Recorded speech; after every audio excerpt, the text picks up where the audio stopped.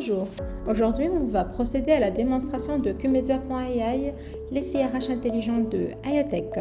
On va commencer par la création de notre entreprise. Comme vous pouvez le voir, on peut mettre plusieurs informations comme le logo, la raison sociale, l'email de contact, le site web et toute information nécessaire pour la création d'un profil entreprise. Une fois finalisé, on va procéder à la création de notre premier utilisateur. Donc, on peut rajouter la photo, le nom, prénom et les informations de cet utilisateur et on va choisir le rôle.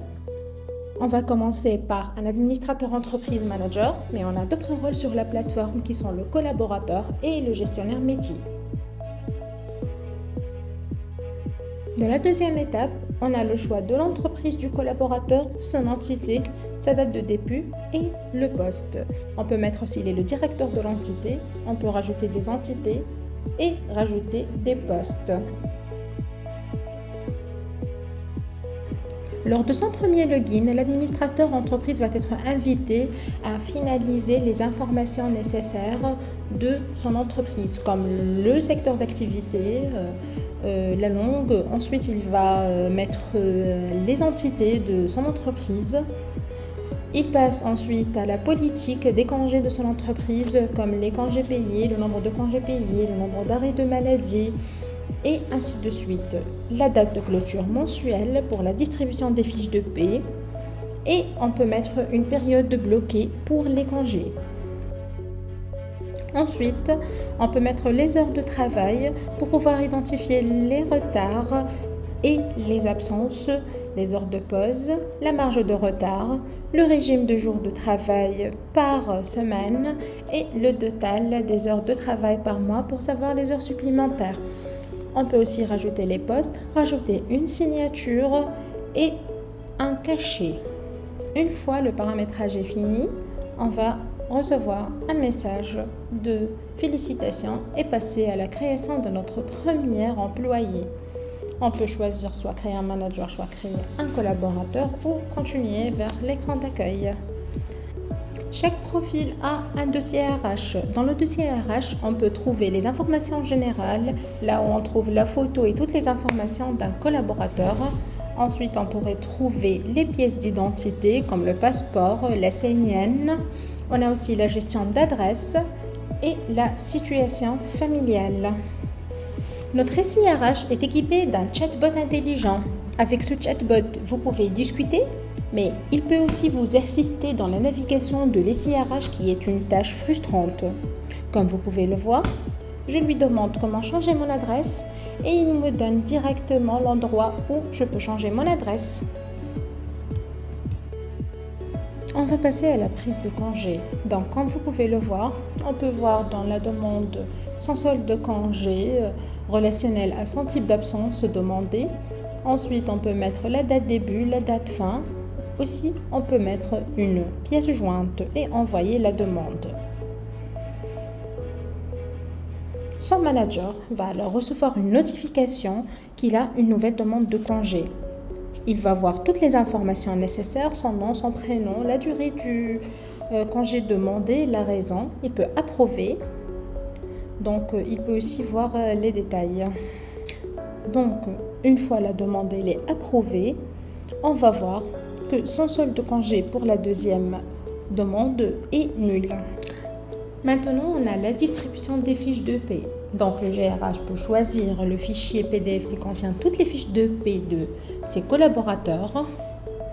Là, on pourrait voir que l'algorithme extrait automatiquement de ces PDF la matricule, le nom, le prénom, le mois de la fiche de paie. Et on peut voir une version signée que l'algorithme a rajouté un cachet et une signature. Donc, il peut bien évidemment distribuer cette fiche de paie à un seul utilisateur ou distribuer toutes les fiches de paie. L'utilisateur va alors recevoir une notification qu'il a reçu sa fiche de paie. Donc, lorsqu'il clique, il va avoir un aperçu sur la fiche de paie qui est signée. Il peut faire une objection ou dire bien reçu. On va maintenant passer au dashboard de présence. Comme vous pouvez le voir, il y a plusieurs informations comme les statistiques de présence, le total des heures, l'heure moyenne d'entrée des employés, les statistiques des heures de travail. On peut naviguer par semaine, on peut naviguer par mois, par année. Donc on a tout le nécessaire. Dans le même concept, on peut voir les statistiques journaliers d'entrée et de sortie du temps passé de chaque employé. Passons maintenant à l'organigramme. On peut voir toutes les entités, on peut rajouter des entités, on peut rajouter des collaborateurs dans l'organigramme directement. Passons maintenant à la gestion des CV. Comme vous pouvez le voir, on peut sélectionner un dossier contenant plusieurs CV. On peut sélectionner les compétences qu'on cherche. Donc ici, on va citer plusieurs compétences comme Node, React et JS. On peut choisir l'importance de la compétence et ça va affecter le score associé par l'algorithme au candidat. Voyons ensemble les résultats d'algorithme. On voit les liens vers le CV, le score de toutes les compétences en fonction de leur importance et le score individuel. L'algorithme extrait aussi l'email et le numéro de téléphone de chaque candidat. Donc ici, on a une fonctionnalité très importante de notre CRH, c'est la gestion des documents. Ici, on a des différents templates qui sont enregistrés dans les CRH. Ici, on peut créer une nouvelle template. Comme on voit, on a un champ de texte, on a les différentes variables qu'on peut insérer comme le nom de manager et autres.